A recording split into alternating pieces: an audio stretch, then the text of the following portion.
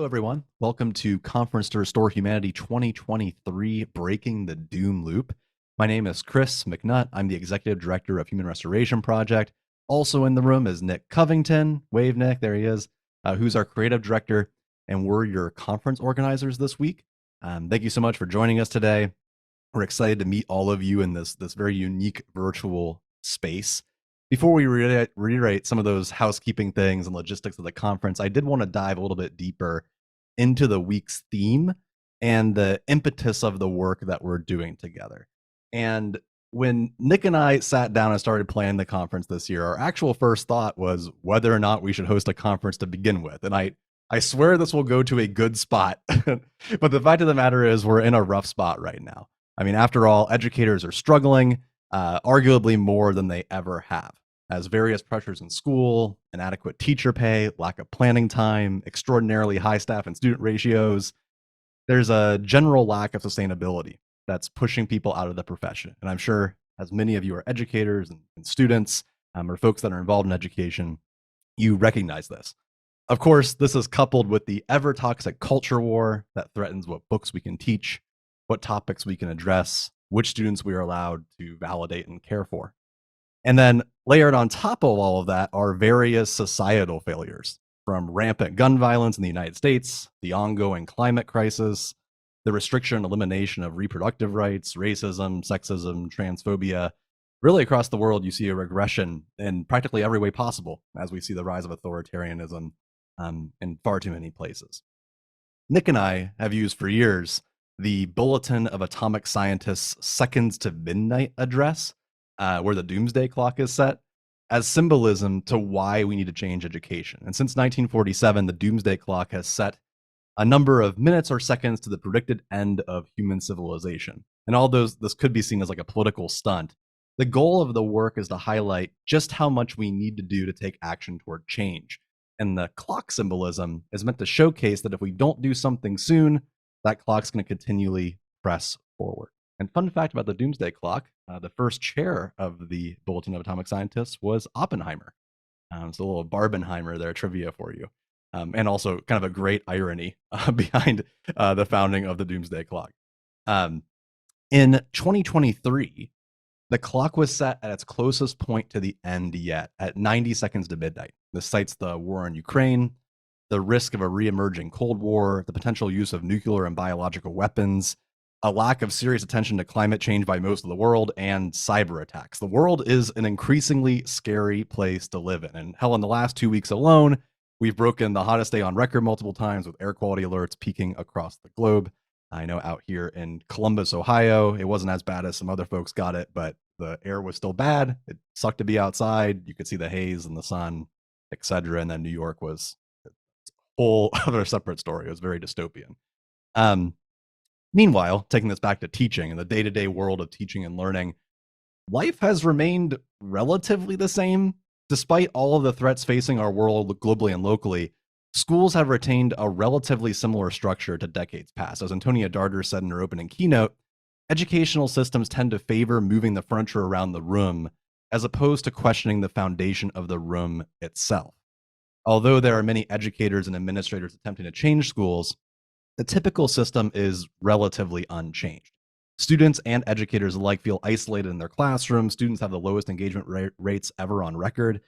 Educators are leaving the profession at the highest rate ever, with our stress levels actually being above healthcare workers, even at the peak of COVID-19.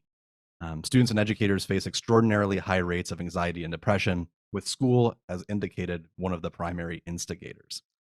These kind of terrible facts can quickly lead us into cynicism, apathy, and nihilism. We call this the doom loop, this spiraling, cyclical, negative trajectory that sees problems that are too big to solve, systems that are too unwilling to change, and as a result, a pointlessness of taking action.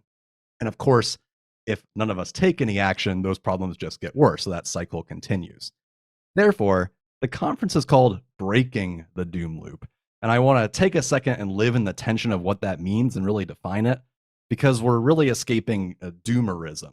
That doesn't mean to pull the wool over our eyes and ignore the problems facing the world, or to embrace toxic positivity, or to rest easy, assuming that those in power have our best intentions at heart. that everything is going to end up all right in the end. Breaking the downward spiral of the doom loop is taking steps of actionable hope. It's taking small to big steps whenever possible to change the world and build a better planet. That involves not only doing something, but believing that we can do something. One of the greatest threats to changing the world is that those who benefit from the world exploitation, many of those with power and extraordinarily highly amounts of wealth, have intentionally designed systems that rob us of our power. They've made it more difficult to vote. They've produced television and I say this kind of like it's scare quotes, news programs that divide and propagandize viewers. They've used funds to influence those in power and essentially made foundational systems that are too big to change. Our current systems and structures have made us very susceptible to the idea of a magic potion, a one-size-fits-all solution, and grifters who promise to fix everything with a prescribed, simple process. Something that we place our faith in, but ultimately isn't capable of solving our more complex human problems. In other words, our ability to believe in profound change is a direct result of someone else taking that away from us. The first fight is simply believing that a more just and sustainable future is not only possible, but something that we can realize tangibly in our own lifetimes. Teachers and students and others who are involved in working with schools are at the forefront of that imagination battle. They are working with young people to engage and change the world, highlighting the real problems that we face while simultaneously giving them the tools to make change.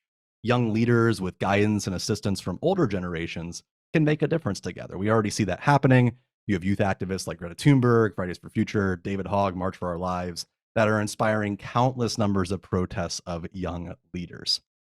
As those with the tools to resist, to create joyful, actionable classrooms, we can make a pedagogy that centers social justice. As Professor Bettina Love writes, pedagogy should work in tandem with students' own knowledge of their community and grassroots organizations to push forward new ideas for social change, not just be a tool to enhance test scores or grades. Pedagogy, regardless of its name, is useless without teachers dedicated to challenging systemic oppression with intersectional social justice. The future depends on educators and coalition with other movements to create an equitable society, to demand and make change here in the present. Individual actions snowball and propagate through systems, and each act of service, each pushback, each classroom decision can fundamentally build a better future, and it's up for us to make that tomorrow reality. So with that said, activist and author, one of our favorites here at HRP, author of Emergent Strategy, Adrienne Marie Brown, writes that I would call our work to change the world science fictional behavior, being concerned with the way our action and beliefs now today will shape the future, tomorrow, the next generations. We are excited by what we can create. We believe it is possible to create the next world. We believe. So in summary, kind of like what does that look like?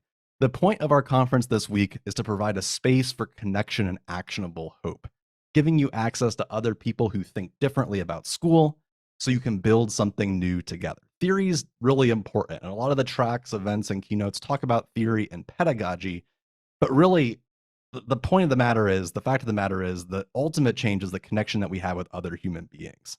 It's about recognizing that we can do something different, and we start to do that with our network. So let's continue that process of fighting back and building anew, a process continuing where decades of reformers and activists here and in other spaces are doing, and restore that humanity together. So thank you all for being here today. I did want to go through a few brief housekeeping items before we turn it over to Antonia Darder. And Nick, let me know, is Antonia Darder here yet? Has she joined us? Yes. Okay. Want to make sure. So first off, there are a bunch of different things going on at this conference, just so you know what's going on. There's recorded keynotes and live Q&A sessions. You're at one of those as we speak. There's asynchronous self-paced learning tracks. Be sure you join one of the 3 tracks. You can choose your option on Discord. That will be somewhere on Discord. You'll see it here right after this. And there's also a variety of events every single day. All of those are recorded and transcribed. But if you want to participate live, of course, go ahead and do so, and you can talk to the folks that are hosting them. All links, such as like our materials, our Discord and Zoom, you can find on our conference website. We'll also be posting it on the Discord, so it's always in one of 2 places. Finally, I did want to thank our sponsors and partners for helping us host this incredible event. You have Holistic Think Tank, who's doing this awesome work called the Interdisciplinary School Subject. You can learn more about that in like couple hours here at our next session. Cortico is our transcription partner. You'll see their wonderful platform where you go and access the transcription of any of the events. It's really cool. It combines like AI and human listening to do some really interesting democratic-based stuff. Antioch University and the Antioch Center for School Renewal, who also has a session this week, Education Evolving with Teacher-Powered Schools, who works with teacher teams to make more teacher-centric schools and teacher-led schools. And then finally, Unruler, which is a social learning app. It's one of the 2 educational technology tools that Human Restoration Project has ever endorsed. The best way to describe it would be a narrative-based portfolio system for annotating projects, very similar to Seesaw, but better. I don't know if I can say that, but it's a better version of Seesaw. All that said, I'm honored to turn it over, our Q&A, to activist, poet, professor, author, Dr. Antonia Darder. This is a conversation. So we've already gone through the keynote. Hopefully you've watched it. If not, I'm sure you could jump in there and read the transcript really quick and come up with a question. The goal is to do an hour-long Q&A session. We'll be monitoring everything to the best of our ability. Feel free to put questions into the chat. Use the raise hand function on Zoom. Do me 2 favors, because Nick and I will be monitoring this. First off, if you ask a question in the chat and it doesn't seem like anyone's addressing it, ask it again because we might have just missed it. Second, if you raise your hand and your question's done, please lower your hand so we know that you don't have another question and we don't keep calling on you. While we're kind of waiting for those questions to populate, Antonia, I'll give you a second. Do you have any thoughts, any kind of like brief introduction, and then we'll go from there?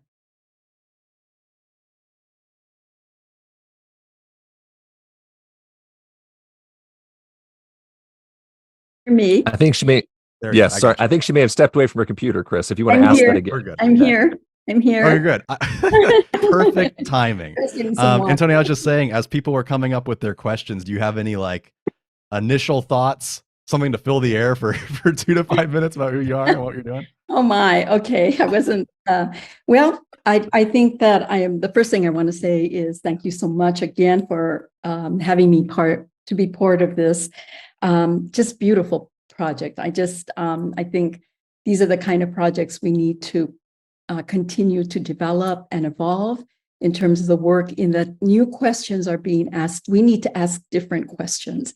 We need to understand that part of our struggle is moving away from this logic of modernity that keeps us in places of scarcity, keeps us in places of deficit, that constantly works to perpetuate those very inequalities and those oppressive conditions that we are all, so much struggling to change in the world. So I think that, so much of what I've been about in terms of my work, whether it be, at whatever level it's been, with communities, with students, with colleagues, with teachers especially, is really trying to find a way for us to move away from kind of theoretical notions of teaching. I'm not saying that theory is important, and all that I do is, of course, informed by theory, but it's also very much informed by the conditions, the realities, the histories that we are a part of and that have given us life. We are not who we are outside of our histories, outside of the conditions in which we grew up, out of the conditions in which we labor. And so much of what I am about is, how can we get to a place where we can be a lot more down to earth and real about what's going on? And often that requires that we be willing to not look for recognition from the very structures that cause the oppression, that we realize there's something beyond this, this culture that teaches us that there isn't enough food for the people, there isn't enough education, there isn't enough teachers. All of that stuff is absolutely a myth, and it's a myth that perpetuates the inequality and the oppression that we see not only in this country, but around the world. And so much of what I'm about is I think encompassed in just those words. Awesome. Thank you. And it's seriously an honor for you to be with us here today. I'm super stoked to talk more about this and hear what folks have to say. So again, feel free to ask a question in the chat. Feel free to raise your hand and get our attention. If not, I have a pre-populated question. I'm taking this from the Discord. This was asked earlier this morning from a user named Soam, I believe. And it's about this idea of quote unquote armed love, and figuring out how we frame this battle for changing education and changing society, and kind of wrestling with the nuance between fighting against something, which they're saying doesn't really seem to work for most people, the idea of fighting against a specific idea, versus perhaps fighting for a specific idea. What thoughts do you have about this idea of like armed love and how we frame this discussion? Yeah, I think that, the first piece of thinking about what it means to enter into our work with an armed love, it's understanding that love itself, the very force of love, is a political force that has the possibility of connecting us, that has the possibility of transforming our world, that it is that energetic force that is always at work. We have been so corrupted around how we think of love. Even how, the Hollywood stuff and all this, all this kind of romanticism around love.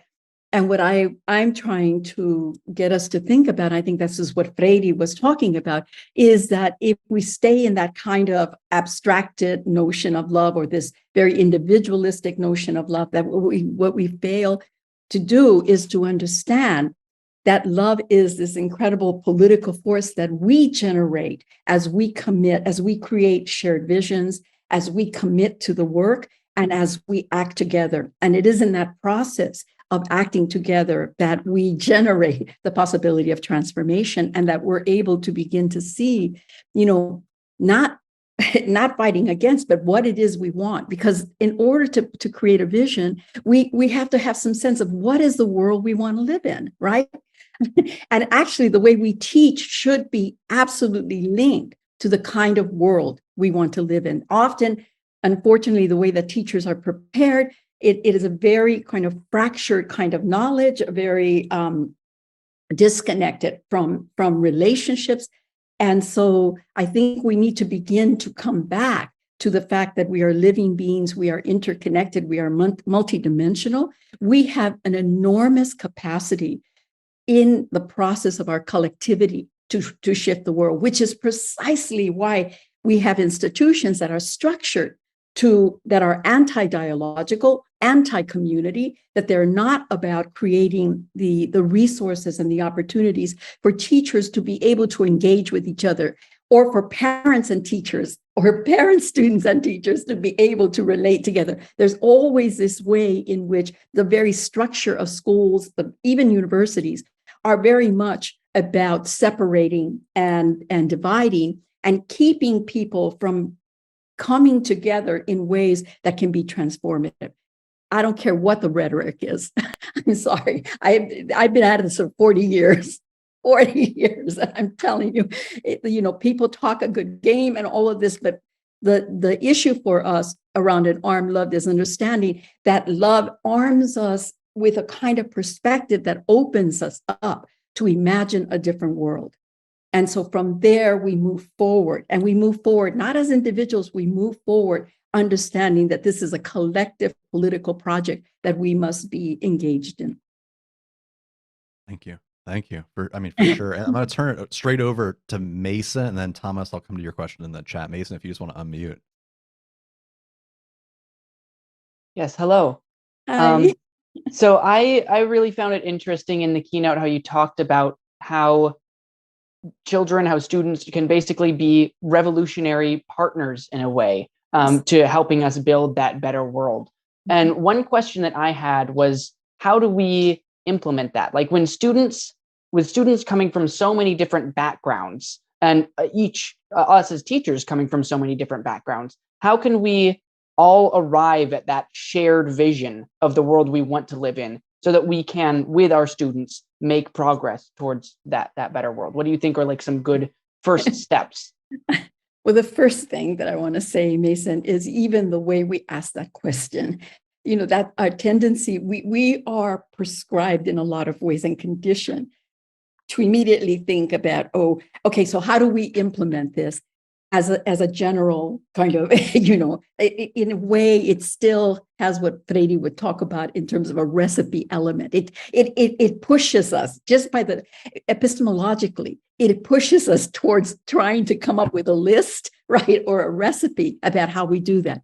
And the reality is that has caused so many problems, because there's this sense that we can come up with a recipe or a way of doing it in one place, and then we can transplant that, to other classrooms, other communities, other parts of the world, let alone just, the US. And what that does is, at the moment that we take the organic quality of our intervention and our engagement, what we do is we end up in many ways supporting or reinforcing a passivity, right? If somebody comes in with a recipe. So what I would say, if there was anything that I wanted to say about that, was that the best that I can come to a situation is I need to be willing to enter into an intimate relationship with people. That means I have to be willing to engage with them, so that we together could figure out what is the vision of where we're at. What are the resources that are available there? What do we each have to bring? What are our commitments? What are our struggles? The problem is that the kind of education we have, it's even, knowledge is cut up into bits, right? So it's fragmented and it's timed, like it's created in these weird time sequences that actually do not work for students to truly become deeply reflective, thoughtful, and critical agents of their own learning and of their own lives. So what we want to do in terms of revolutionary partners is we want to begin with the notion that everyone in a classroom, the teacher and students no matter what their age is, come in with knowledge. They come in, or they're in the process of formation, and they're going to be at different levels, but we have to be able to communicate this sense of appreciation and acknowledgement of the knowledge that students carry at whatever age they are. And we have to engage their knowledge as part of the process of whatever it is that we are wanting to teach. So the tendency is to create this separation, right? This dichotomy between teacher, student. And so if those of you that know Freire's work, so much of the work was about how do we break that binary, right? So when we talk about ourselves as, as revolutionary educators, which means that, and here revolutionary for me is a living process. It's something that we live every day. It's how we engage our lives, our personal lives, and our lives out in the world. There's this weird public personal separation that happens that we're supposed to behave one way here and one way there. And what I'd like to say is that the most powerful people that I've known in terms of this work have been people who are themselves wherever they're at. They engage their world. Freire is a wonderful example. I always go back to him. I was around Freire when he was doing, speaking, when he was in, kind of a seminar kind of, but I also was around him when we were at a restaurant, and people were serving, or he was, at a store buying. And what was always amazing to me, or what was an incredible sort of mentorship that unspoken, had no words, was the way that we are and the way that he was with others, right? And so in that process with our students, the way we are with them, the way we engage with them should not be something different than how we engage with others. The problem is we have such, just a way of thinking about the classroom as kind of like not, like this isn't the real world. Sometimes people will say, the classroom is, no, it is a real world. It's a world that we are creating, and the sense that we are each in one way or another contributing to the world that we're making. And often if, there's this sense of wanting to blame others or put it on others, or, we have to and there are people who are responsible for certain structures and realities and conditions. But the part that we have to play is how we enter into that environment or into that classroom or into that meeting or into that organization and begin to ask different questions, questions that help us to connect with each other rather than just become questions that separate us and create divisions and create a difficulty in us being able to move forward with a different practice, a different policy, a different relationship, a different way of speaking, all of these. So I want to say for teachers, I always come back to the piece that it begins with us. I mean, we have to take responsibility that we are agents, we as agents of change or as revolutionary agents of teaching and learning, how we come into our classrooms, how we come into our relationships with each other will fundamentally make a huge difference in terms of what we're capable of doing, either together or individually. And even when we work individually, we're not individuals. We're taught to think of ourselves in this kind of like we're this, individual person, like this, the competition in schools and the manner in which individualism is rampant is part of the problem. And so one of the ways that we if in a kind of principle, one of the principles, I guess, if we were looking to think about what principles might be at work, they would be around reflection. How do we create conditions for reflection? How do we create conditions for students to bring their voices and to participate with us? How do we think about learning as this communal process that awakens us all, that I have something to learn even from a 5-year-old? It's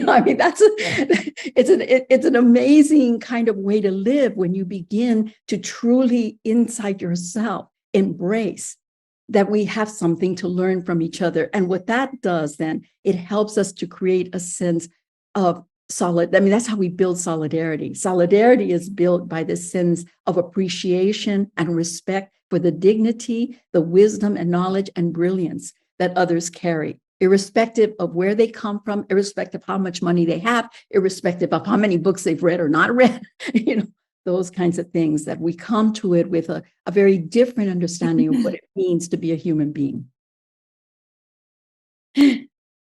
Beautifully said. Yeah.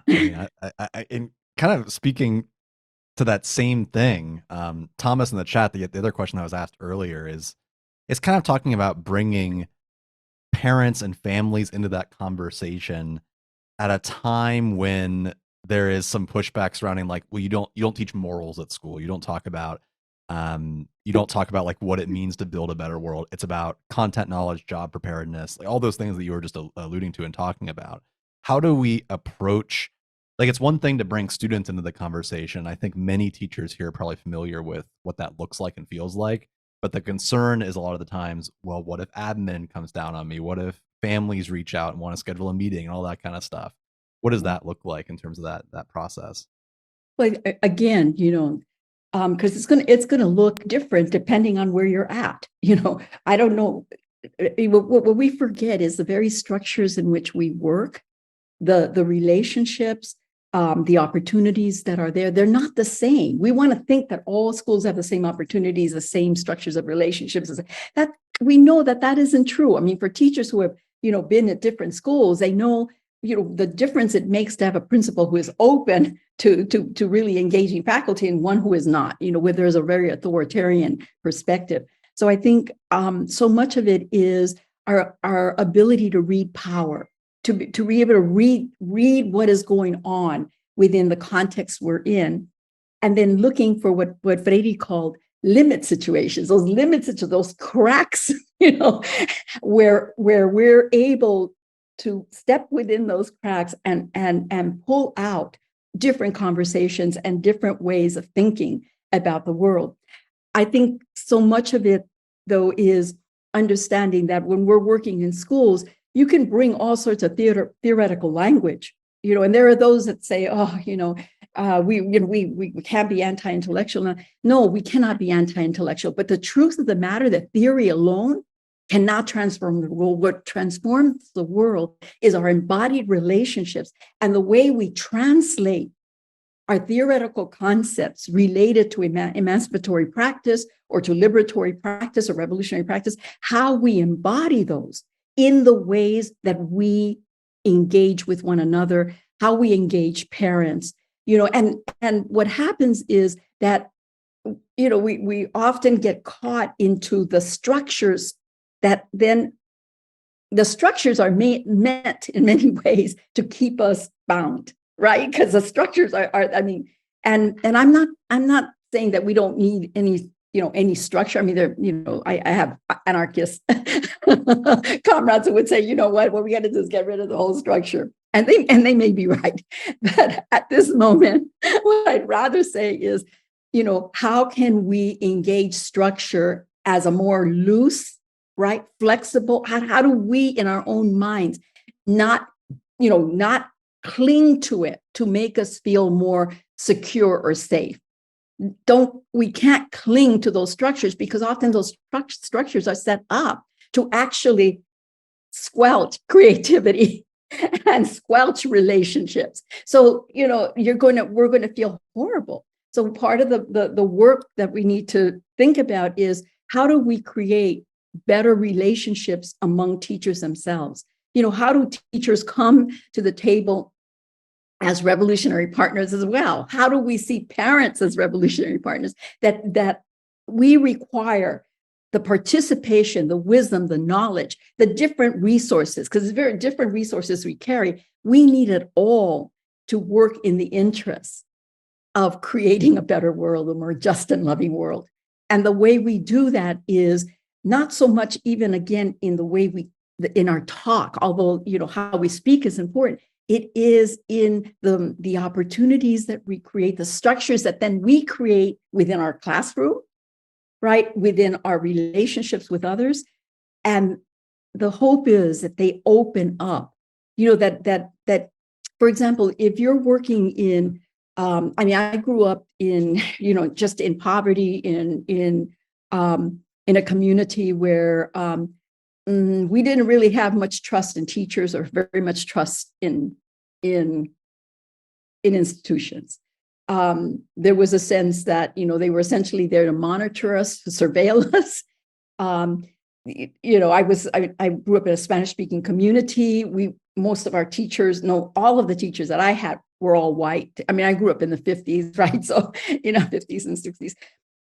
But what that did then is it created, a tension, so that parents always felt that they were being paternal. That teachers treated parents in very paternalistic ways.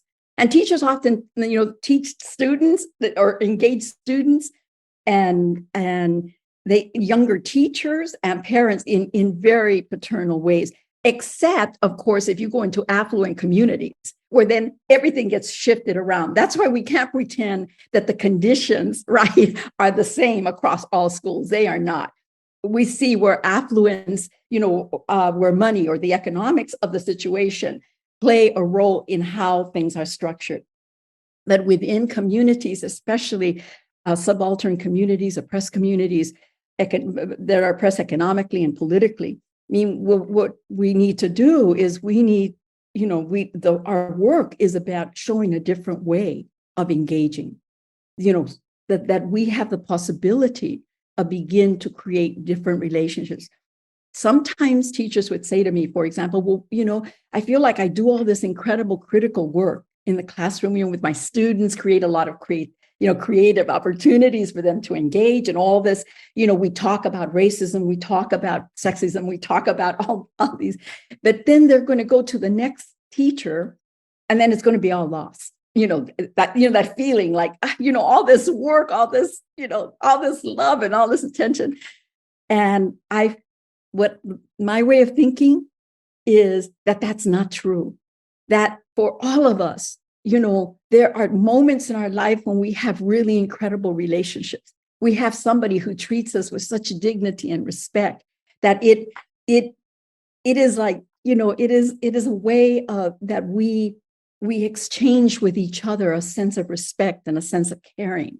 And when that is there, it stays with them. Yes, it may not happen in the next classroom, but once you've tasted a sense of what it is to feel free in speaking and voicing and participating, I believe that it remains there as a seed that can continue to blossom and grow when conditions and opportunities are there. And so I want to say that I never believe that it is a waste of time to be a teacher who radically engages with students and creates, opportunities for them to begin to engage the world in very real ways.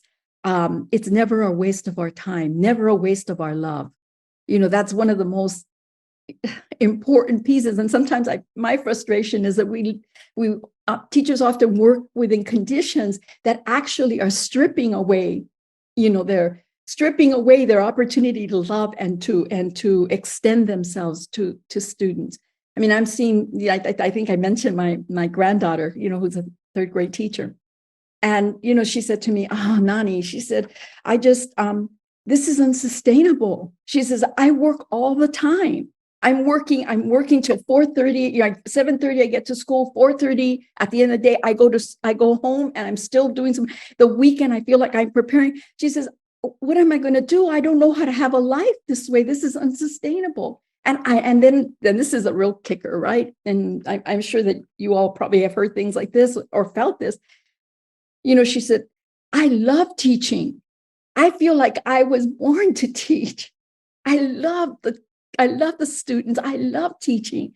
But I just feel that sometimes the things that are being expected of me or the ways that I'm being monitored is actually working against my being able to be the best teacher that I can be for my students." And I was just like, I'll stop. Oh, that was incredible. I think just thinking, I'll give you a moment. I'm sorry. No. It's like, this is our life. This is your life. This is our life. This is not just, a little livelihood that we do, a little job that we do. This is our life. And I feel that at times there is no real appreciation for the fact that teachers are giving so much of themselves. This is hard work. And there's a way in which that's not respected. And as a consequence, teachers aren't listened to. If you just spend some time really listening to teachers, that's the only way we could transform the educational system. Teachers would have to have an important role as revolutionary partners, with administrators, that there had to be that kind of relationship, that realizing that the kind of schooling that we do can't be outside of the teachers, outside of the parents, outside of the students. It's something that we have to create together. Oh my goodness. I think I think I am gosh, I'm touched now too. I think Soam's question in the chat here about stories and narratives kind of might give us a place to kind of turn to here, because they're asking, I think I hear you saying that we've been trained to both accept and teach a particular kind of way to think about individual heroes, about the only change being individual. Where do we go for different visions? What do we look for to find different stories? Where do you go, Antonia, for your inspiration and stories? See, I think we think we're going to find the inspiration out there somewhere. And what I want to say is that I no longer look for the inspiration out there. I look for the inspiration right here in the relationships that I have. Even this moment of being with you, I look for the inspiration here to keep going. I mean, this is, it's hard work. And you especially when you've been doing it. I mean, I'm 71 and I don't know how long more I'm going to be able to continue doing this, but I'm going to do it until I can't. But, it's not been easy, but I know, I would say that where the inspiration comes from I'm going to go back to relationships, to my comrades, to my community. I have communities, not just within this, where I live, within this country, but around the world. I am connected with people around the world who are asking the same questions and same issues that you're speaking about, or that you care about. And I get inspiration from the fact that people, they stay with it, that they ask the hard questions of themselves and with each other. And I feel like that gives me inspiration, that is in those actual living moments. Yes, I can read a book and the book can inspire me for a moment, but there's nothing like the embodied inspiration of people living their truth, living their politics, living their commitment, and trying to live their vision. And so the stories, we create them. They're organic, right? We're creating those stories and narratives. We just have to believe that our stories and narratives are worth telling, are worth speaking, right? Are worth hearing. And often we're made to feel that they're not. I think that Monique's question in the chat, I think, speaks perfectly to like what that looks like and how and what it means to build that, which she asks, can you speak about the relationship between student and teacher? And do you envision that those same labels are being used more broadly? And what like hierarchical structures need to be dismantled for us to create learning communities where we can tell those stories? Should we be having labels of teacher and student? Should we be treating learning communities differently? How do we basically create those stories together? Yeah. I mean, these are all wonderful questions, because they're all, I mean, what they speak to is how people themselves are trying to grapple with the ways in which often their hands might be tied, or the limitations of the structures in which they're having to work and teach and that kind of thing. But I mean, first of all, I think we're still dealing with neoliberalism and its just strident push towards competitiveness, individualism, a kind of a careerism, a kind of vocationalism, all of these ways in which learning is not about, really becoming a cultural subject of our history and our societies, or being, or political citizens. And I use the term citizen in a really broad way, in a world, kind of way. But instead, it's just about, getting them a job. Oh, well, they've got to do this because they've got to get a job. And that is so much of the neoliberal perspective. So it in itself shuts things down, right? It shuts down particular narratives. It doesn't want to hear about the passion of students or any of that. The language, again, I think that those are decisions that people make. I believe that there is a distinction between being a teacher and a student. And the reason I say that is the distinction is around the responsibilities we have when we're in the classroom, our accountability to those students. It's a different, I mean, we can't pretend that it's the same role. That's not what I'm saying. It's not sameness. It's about respecting the roles and responsibilities that we all have, and the kinds of accountabilities that we can all have in connecting together and contributing. So, for example, just an example that came to mind was I was teaching. I've usually taught in doctoral programs, but this was when this is early on, and I was asked to teach a psychology course because I'm also a therapist. Just anyway, and I was doing a psychology course at Lesley College in Boston, or I guess that's the university. And it was the first time that I had taught a psychology course to undergraduates. And so I brought my syllabus, and we had it all together, my syllabus, but I had taught graduate students in the past. So I didn't change my syllabus a whole lot. I brought my syllabus, and and then I did the thing that we often do, we go through the syllabus, right, with the students. So I started going through the syllabus, and it's palpable, like there's this shock. The students are like, nobody is saying anything. And I'm thinking, like, what the heck's going on? And they're just like, yeah. And so, of course, at that point, I'm not going to ignore that this is happening. So I asked okay, you guys, what is going on? It's palpable to me that there's like some kind of a shock reaction to my syllabus here and something's going on. And I remember a young woman in the back, and she raised her hand, but he would say, this is ridiculous. This is, we're undergraduates. This is like a graduate course. And I remember I just laughed. It made me laugh. And I said, thank you. Okay, great. So what do we need to do? So we started talking. So I said, I'll tell you what, let's do this. Let's create a curriculum together. Right. So I said, this is what we're going to do. I'm going to have we have these different weeks. Let's break up into groups. And your assignment for next week is to come back and reorganize and recreate these sections according to what you think makes more sense. Right. And they came back. And it was like we changed the whole curriculum. Well, the crazy thing is that at the end of the course, they had actually done more work than I would have expected. I know it sounds, because one of the things they wanted to be able to also present, right, in each unit. So they said, well, can we be like the group? Can we present and then you engage, And I said, sure, okay.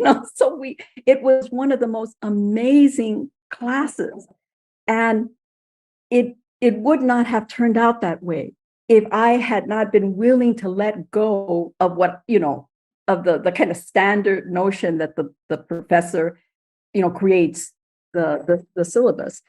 And I learned so much from them. And I learned about how important it is for us not to ignore when there's a feeling in the room, when people are, we may not be able to know what it is, but let's not pretend that people aren't feeling something, that they're not struggling, and let's have the courage to ask each other, what's going on, what's happening, and create the space for that. I think that was one of the most successful classes that what I would call the kind of success, what I call success. And it was wonderful that their evaluations at the end were just just incredible in terms of how meaningful it was for them and to have that opportunity. So I think there's ways that we don't, we may not realize that we can bring our students in. So they also have, I'm sorry. Hold on a second. So that they have some very real voice in what they're learning and what is going on. It's not always easy. I'm not saying this is easy, but I do believe it is possible if we open ourselves up, and so understand that our responsibility as an educator doesn't have to be authoritarian. That's not, there is a democratic way of engaging our role as an educator and our responsibility with our students, and to them and to ourselves to bring a certain level. Oh my goodness, I am so sorry. You'll have to just, I can't turn it off here. I'm going to get that because I don't want that to happen again. Hold on. Okay. Well, I guess as Antonia steps out again, if you have a question and it hasn't been answered yet, please ask it again if you feel like it's still relevant to what's going on, just in case we might have missed it. And I think that's very funny, as Tesha says in chat, like real life is always welcome. This is the fun part of doing virtual conferences too. There's always something new. Also, apologies for the people that didn't get the Zoom link right away while we're in that transition. We got you in. So I think perhaps a good question that builds on everything that it is that you're saying, which is I know that like how, like quote unquote, how type questions tend to be prescriptive, and it's very difficult to answer those kind of questions. It's one of the most frustrating things about talking about education in general, because people are looking for that answer and it's hard to find it. But a common question that comes up a lot, and I think this might be rooted in anxiety, fear, like what happens if I do this? How do I do this? With all these things. We have questions both from new teachers. Stephanie asked a question here, who's a new teacher, as well as some veteran teachers that were earlier up in the chat, asking about how do you even think about doing this when you're so contained? as you were talking about, like with your daughter, where you Right. just feel like you're at like the end of your rope. You're not really sure what to do next. Yeah. We don't necessarily need to get into the idea of, obviously, like it's based on your context, but at the exact same time, how do we like overcome that nervousness of trying something new in a system that feels so counteractive? I think there's always anxiety and fear when you're transgressing. If you think about bell hooks's, essentially talking about a pedagogy of transgression.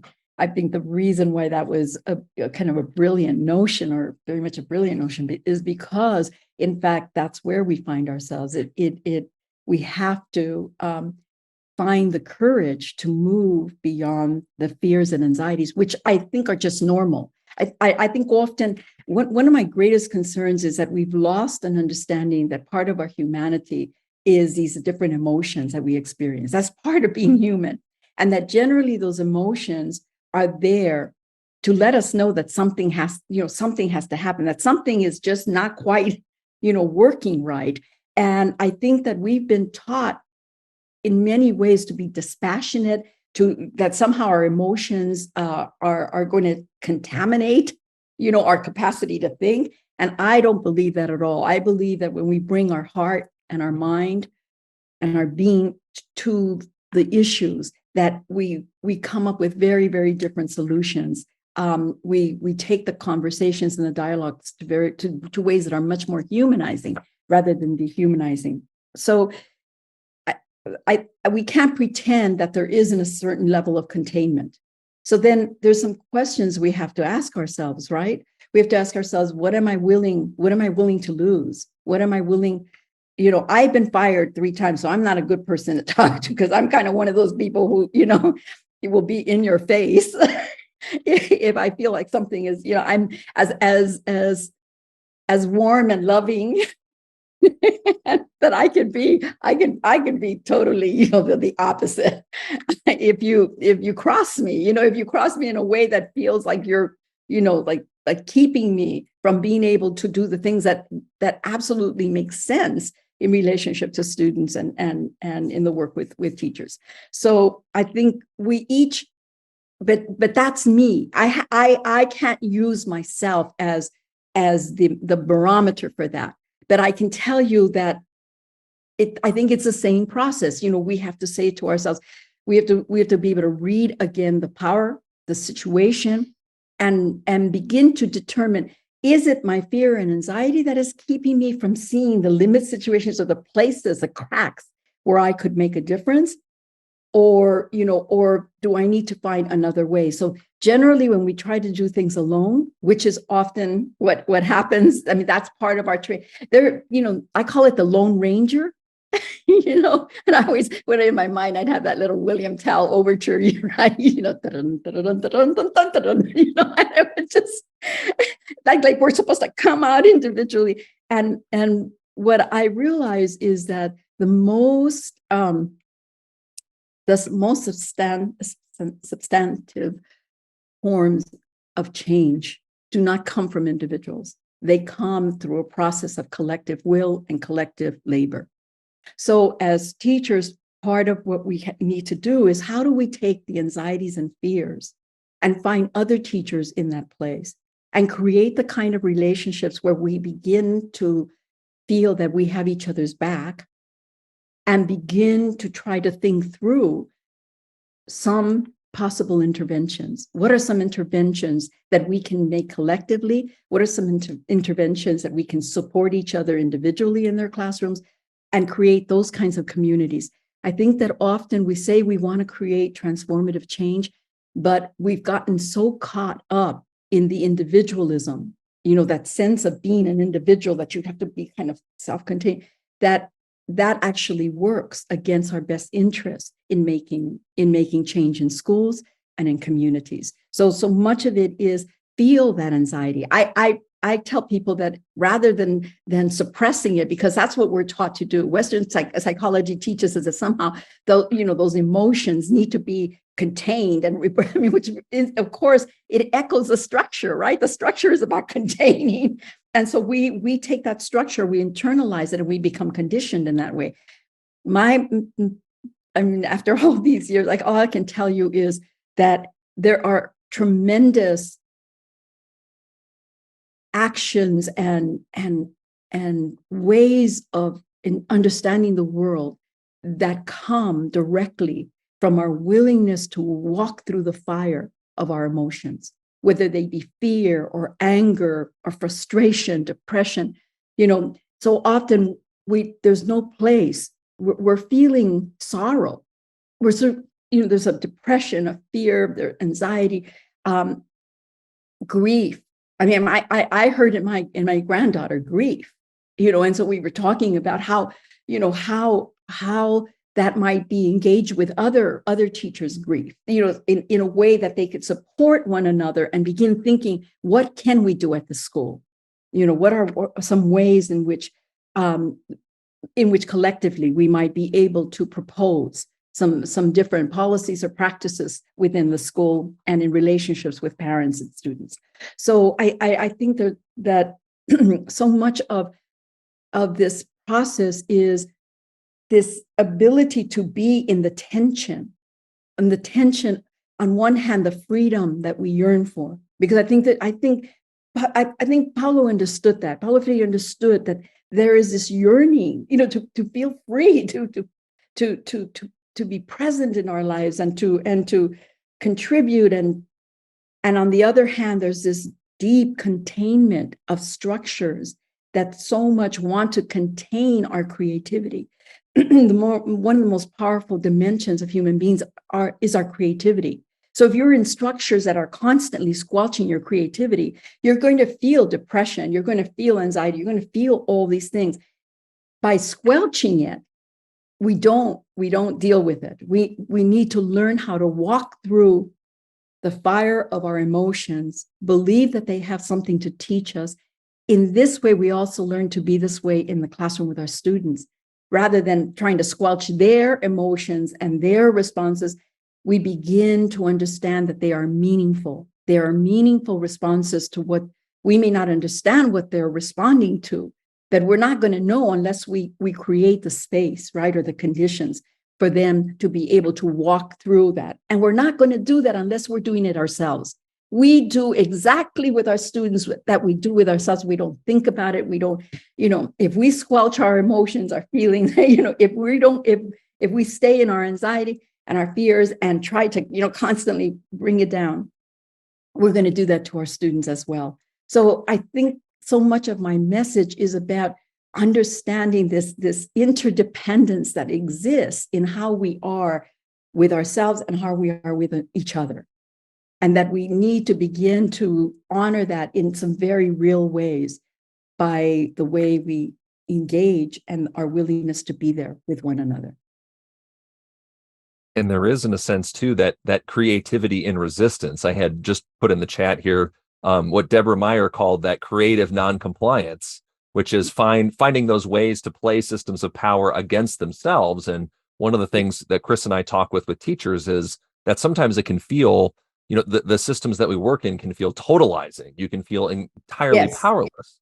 So perhaps finding power and creativity and hope is really about exploring and leveraging your relative power and privilege within those systems to make space for other people to act, or to, make space for your students to act in liberatory ways, or whether it's if you have a bigger reach, then you can actually, help move the system along itself by putting yourself out there, by going and changing policies and those things too. So it's really kind of about empowering yourself and to empower others, to build space for collective, creative non-compliance and resistance as well.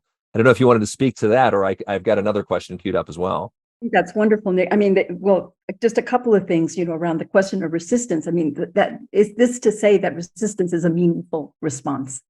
It isn't just students being badasses. It actually is. They may be, they may do it and be like little badasses. But even then, it has meaning. It's coming from someplace. I mean, they're not dangling out there, by themselves. They've come to respond in the way they respond according to the realities and conditions that they've been surviving in. and living in their lives. I mentioned, I believe in the talk about revolutionary presence.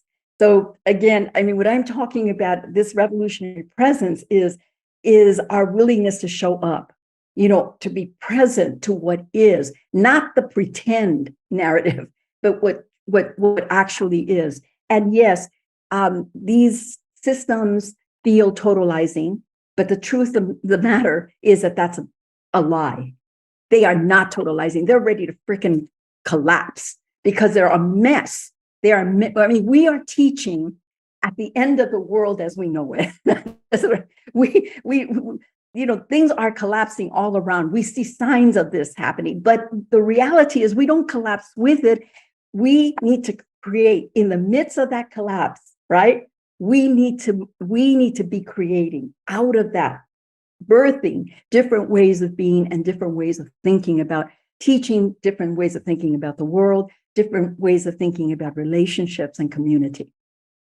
Right. So Paulo Freire's notion of unfinishedness, which I think I also mentioned in the talk, is so vital to us, is to not allow us that ruse that somehow things are totalized and there's nothing we can do, because that is part of the myth of scarcity. The myth of scarcity is more is better, so you should be competing always more, like more is better. And that somehow the way that things are is just the way they are. This is just the way they're going to be. I mean, all of that is just ridiculous. More is not better. Often people do more with less because they bring greater creativity and less reliance on the economics. That doesn't mean that economics aren't important. I'm not saying that. I'm just saying that we need to rethink the way we tend to fall into a deficit mode, even in how we think about our own capacity. So we're made to believe that we're scarce, that we're a scarcity, that there's not enough of us. There's no way we could ever, and it's part of, the way that things are structured, which are disempowering, politically disempowered, to make us think then we need other people to be telling us what to do. And it's just not the reality, because we're actually not happy at all. We're not happy. And so part of it is when we feel our agency dwindle or squelched, human beings always become reactive. They reactive in different ways. But when our freedom feels squelched, those freedoms, again, I'm just going to repeat them, but it's like the freedom to say yes or no to something, without retaliation, right? Just your ability to be able to say yes or no to something, it means that you're given the respect that what you have to say has some validity and has some meaning and has some worth in the situation. The second is, the to be able to participate, the sense to be able to participate in your own life and in decision making. Those are absolutely key elements. Right now, I'm losing my train in terms of the third one, but the fourth one, of course, is expression of sexuality, and it's really interesting how any of those that I mentioned in the keynote, when any of those are repressed, human beings begin to react, be reactive. And often what we're seeing is a lot of reactivity out in the world. I was at yesterday, I had to go get something with my daughter, and we were at the mall. I hate malls, hate the mall. Yeah, there's this mall in Glendale, and it's like, oh my God. I mean, I was just like, my daughter's like, Mommy, what's going on? And I said, I feel like we somewhere, like people are trying to survive, and everything has become about, oh, see me. I mean, even the way people dress, and like see me, or I mean, it's kind of like, oh, like being so hip. I mean, people are so hip that they're just not hip anymore. Like, it's like, yeah, but it's all about something that people feel there's missing inside of us. We're made to feel that there's something missing. There is nothing missing inside of us. Nothing. There is no scarcity. What it is that we have been in structures that constantly push us into limitations, to limiting who we are and what we're capable of. And I believe that at some point we have to create, the world that I would like to create and the world that I'm trying to be a part of is a world where there is far more freedom for people to just be who they are, to be able to create in the ways that they need to create, but also where there are humanizing relationships, where there's understanding that we have to have each other's back, that we need to care about one another. There has to be a level of real consideration that moves across, our communities, across our societies and around the world. And it means then that we can no longer, withstand these structures of oppression. We've got to understand that racism and sexism and transphobia and all these different forms, they're just simply set up to perpetuate economic and political inequality. And so at some point, what we begin to realize is, okay, we begin to change it within our own lives.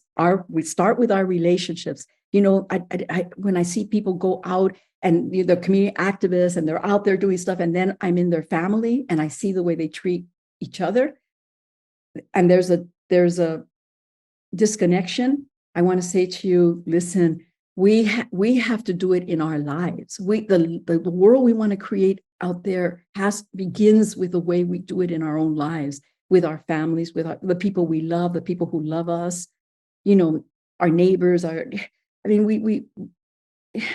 We cannot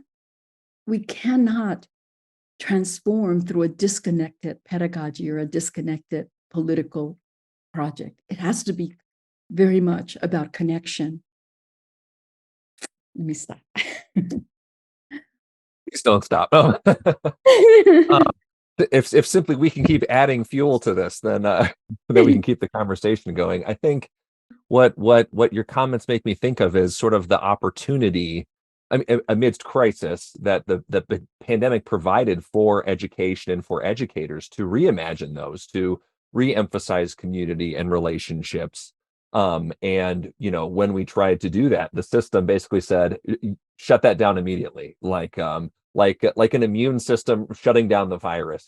Now it's emphasizing a learning loss, and now a teaching loss, and all these other kinds of things. Even Carla in the chat said, like, even her most progressive parents are trying to move back into a more traditional vision of school. Yeah. Asking this question, how will my kids survive in this world? I'm scared to try something new.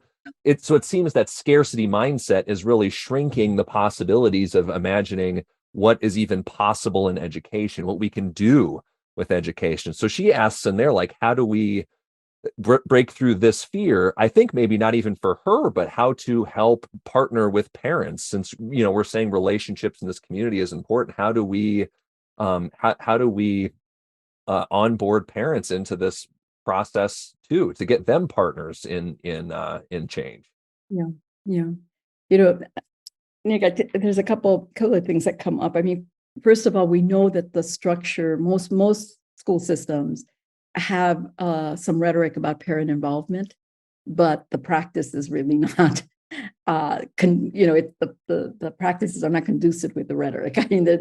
They're in fact, they want the parents to endorse. It's more about the parents giving endorsement than the parents being really involved. And then it's interesting because when there's a parent who comes in with, really wanting to be involved and beginning to ask questions and stuff, then immediately, administrators, and some teachers get very, immediately begin to demonize that person. So it's interesting about how we've been taught to participate in that containment, in our own containment and the containment of others. So we need to be really conscious of that piece, right?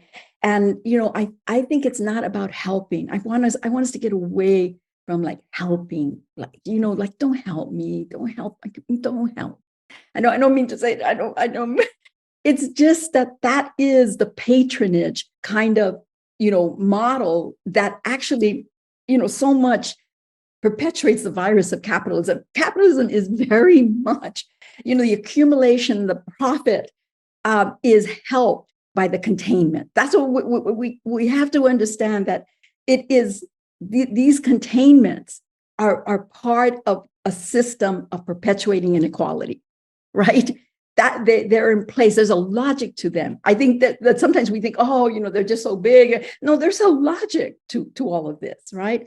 And so part of our work is how do we begin, in different ways to dismantle that logic, right? To disrupt that logic. And so we begin by understanding it's not about helping, it's about creating relationships. How do we create relationships with parents where the resource that they have to bring actually helps us, not them, provides for us a better understanding, which is a better way to say it. It's not even helping, it provides for us a better understanding of their children and about their dreams and about their fears. Because I think that was one of the things that came up, the fears that parents have. Well, where are the parents getting those fears? They're out there. They're out there in the world. The rhetoric, the ideology is perpetuated in all sorts of different ways. And so our work is we need to create these relationships where there is a sense of communication, a dignity and respect that is shared. And is that easy to do? No, it's not easy to do. First of all, people talk about scarcity. People are constantly like, they don't have time. They don't have time. They don't have time. They don't have time. It's either don't have enough money or don't have enough time. I mean, and the truth of the matter is we always seem to have time for the things we really want to do. The things that, it's really funny. It's like we say, but we seem to find time for all sorts of things. So I think it's just our willingness to be honest with ourselves. I'm not saying everybody is going to be involved in the same way. I'm saying, what are the ways that we can be in integrity with ourselves, be involved? What can we bring? What do we have to bring? It's not the same as someone else. And how far does our commitment extend? And then I don't, the one thing that I don't want to get lost around all of this, because it's something that Jesse and I were talking about, is this element of self-care. This notion of the importance of self-care. And the problem with the notion of self-care, even, when teachers are given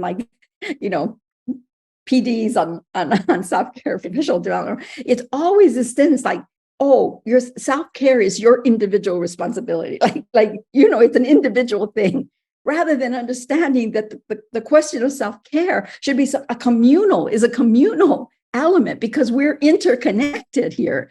And so kind of putting the onus on the teacher, like, oh, if you're burned out, that's because, you're not doing enough self-care. That is absolute bullshit. Excuse me. I mean, it's just crazy. Folks are working to survive under conditions that are very, very difficult.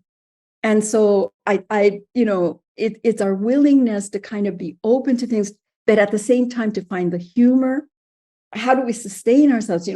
We've got to find humor in the madness, because otherwise we'll just absolutely, I would not have been able to continue as long as I have, if I sometimes just absolutely, realize how absolutely batshit crazy a lot of the stuff we have to deal with is, and forgive my, but sometimes it's just like it's just like go to the core of that, that we feel inside.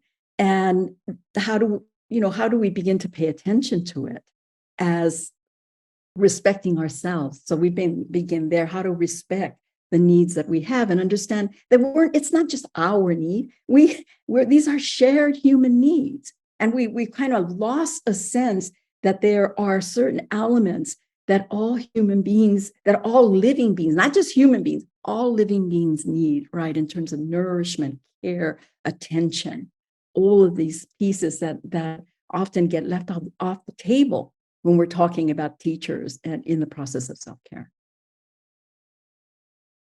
It's beautifully said, Antonia. It reminds me of, I remember I went to a training once where it was about self-care for kids, and they had them doing yoga and deep breathing exercises before standardized tests, so that way they wouldn't throw up on the standardized test. And they were being serious. And I was like, that's a little weird. It seems a little off. There's something lost in the conversation there.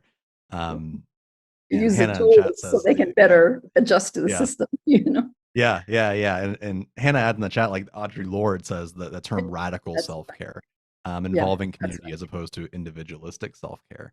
That's right. With that said, we are getting close to the end of our Q&A session. We got about 10 minutes left. It's an exhaustive yet exciting conversation here. I feel like this could go on for 4 hours. We could just keep going back and forth. But do you have any final thoughts? And then we'll kind of transition over into next steps. Oh gosh, I feel like I've just kind of poured my little heart into you.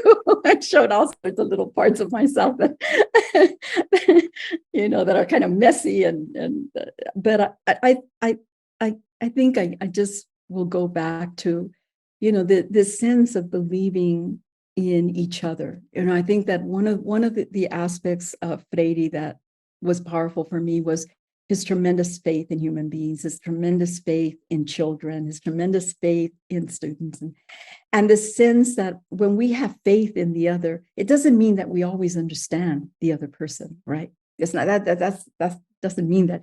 It means that we're willing to hang with them. It's like we're willing to stop, to pause, to really listen, and to allow them to touch our hearts, because so much of the way that things are structured is about teaching us, as I said, to contain ourselves, but also part of that containment is to create barriers. So we, in fact, don't let people touch us. And in fact, sometimes people, if you're loving to someone, they can actually get angry at you and what it is they don't trust love. They don't trust warmth. They don't trust kindness. For whatever the reasons, it's not. And so the work, it doesn't mean that we can't create relationships with them. It just means that we have to be willing to stay at the table for as long as it takes and believe that they have, as a human being, they have that capacity to love themselves, and that all of us, to one extent or another, are most creative in a state of love.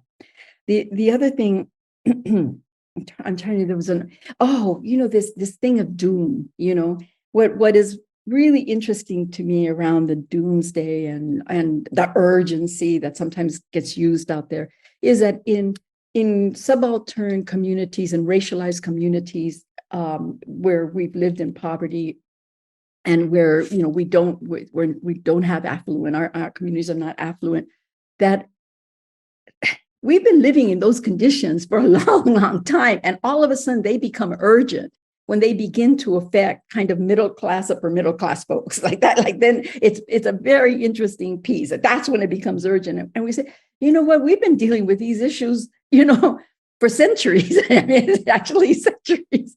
And you all think it's urgent. So you want to come in and show us what we need to do, rather than understanding that we have some ideas of our own about what needs to be done, right? And so it begins to say, that we don't buy into these, doomsday notions or urgency notions.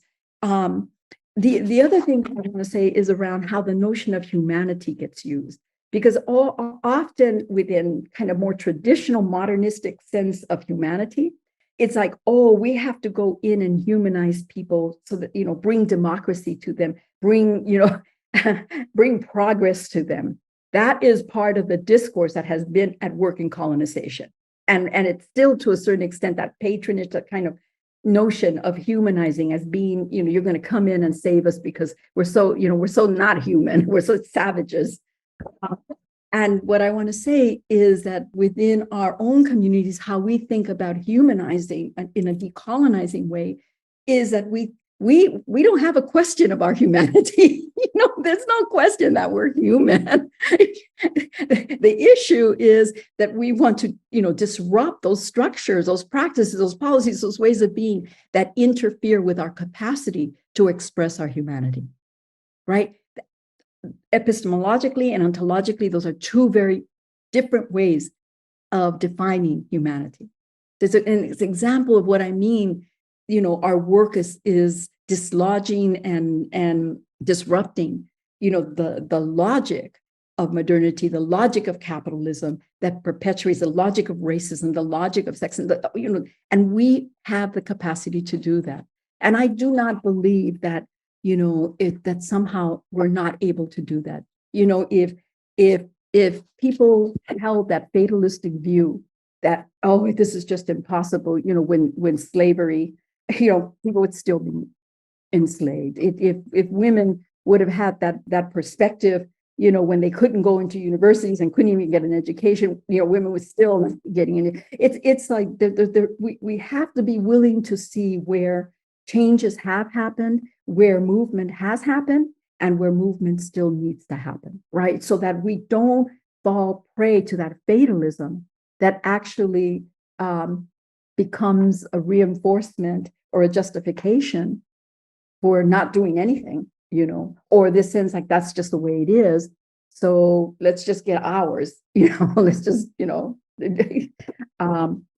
I think those elements are important for us to keep in mind, that instead of putting our energy into the urgency, that we put our energy into creating the relationships that are absolutely necessary for collective vision to come forth, for collective commitment and collective action to be part of our lives and our work. No notes. That's beautiful. I mean, I don't even know how to follow that up. Genuinely, Antonia, it's amazing to have you here and to share your vision for education with us, and something that we can bring together and unite around, and just have the verbiage to put our thoughts into action. So I really do deeply appreciate you being here and talking with us, and being vulnerable with the work that we're doing. With that said, I do have some housekeeping things regarding the conference and some things to note. The first is, feel free to continue this discussion in our Discord. We have a channel set up that's for day one of the conference, and you can go in there and continue the conversation and really unite with other people. Because the cool part of this is that the only folks that would sign up for a conference like this pretty much all believe the exact same thing that Antonia is talking about. So you can unite with a lot of people that are thinking in the same exact space and mindset that you are. That's the first thing. Second thing, if you haven't chosen a learning track yet, you can do so. We'll bump it in the conference announcements, but inside the conference announcements at the top, there's a spot where you can choose your learning track. And those are spaces that you can engage asynchronously over the course of the next 4 days. And finally, you can join us in a half an hour, pretty quick turnaround, for like a lunch and learn section. I know we're all in different time zones, but the idea was you could eat during this, for a presentation of a documentary from Holistic Think Tank. It's really cool. It's showcasing the state of education around the world and what people are doing to change it. They had a film crew in practically every continent, working with different students and listening to them. It's really cool. And we'll be showcasing that. But thank you again, Antonia. Appreciate you being here. Appreciate all of you being here. Yes. We'll talk again soon. All right. Thank you so much. Take care, everyone. Bye-bye. Bye-bye.